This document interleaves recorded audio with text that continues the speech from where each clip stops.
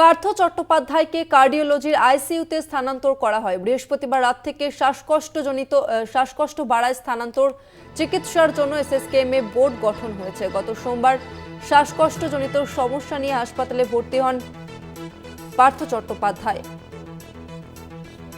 এই মুহূর্তে আমাদের সঙ্গে ফোন লাইনে রয়েছে প্রতিনিধি দেবাশিস সেনগুপ্ত। দেবাশিস, এই মুহূর্তে পার্থের শারীরিক অবস্থা কিরকম, কি আপডেট পাওয়া যাচ্ছে? তবে এই মুহূর্তে আইসিসিইউ এসএসকেএম হাসপাতালের আইসিসিইউতে অবজারভেশনে রয়েছেন প্রাক্তন শিক্ষামন্ত্রী পার্থ চট্টোপাধ্যায়।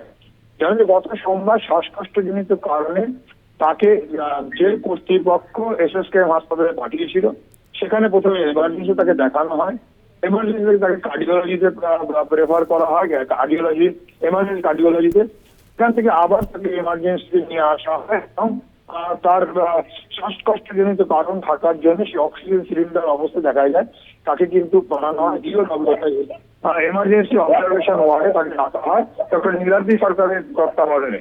এরপরে গত বৃহস্পতিবার সকাল পর্যন্ত কিন্তু তার স্বাভাবিক পরিস্থিতি থাকলো।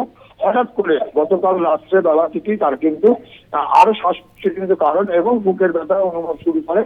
হাসপাতাল কর্তৃপক্ষ কোন রকম কোনো বিয়ে না দেখি তাকে কিন্তু এসএসকেএম কার্ডিওলজি বিভাগের আইসিইউতে তাকে স্থানান্তরিত করা হয় এবং যতদূর শোনা যাচ্ছে 10 সদস্যের মেডিকেল বোর্ড করা হয়েছে, যেখানে নেফ্রোলজি থেকে শুরু করে কার্ডিওলজি ডক্টর সরোজ মন্ডলের নেতৃত্বে সেখানে কিন্তু 10 সদস্যের বোর্ড তৈরি করা হয়েছে।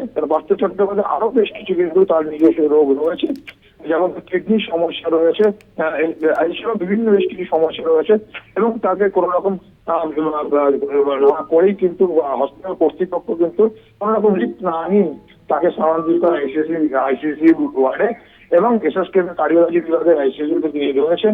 এবং এই মুহূর্তে যা খবর পাওয়া যাচ্ছে তার পরিস্থিতি শিখিয়ে যদিও আজকে তার বেশ কিছু কিন্তু পরীক্ষা করা হবে এবং তারপরে বোঝা যাবে যে কি অবস্থা পার্থ চট্টোপাধ্যায়। কিন্তু থেকে কিন্তু বুকে ব্যথা অনুভব করা, পাশাপাশি শ্বাসকষ্টজনিত সমস্যা বেড়ে যাওয়া কিন্তু তাকে স্থানান্তরিত করতে হয় বলে এমনটাই কিন্তু হাসপাতাল সূত্রে খবর পাওয়া যাচ্ছে।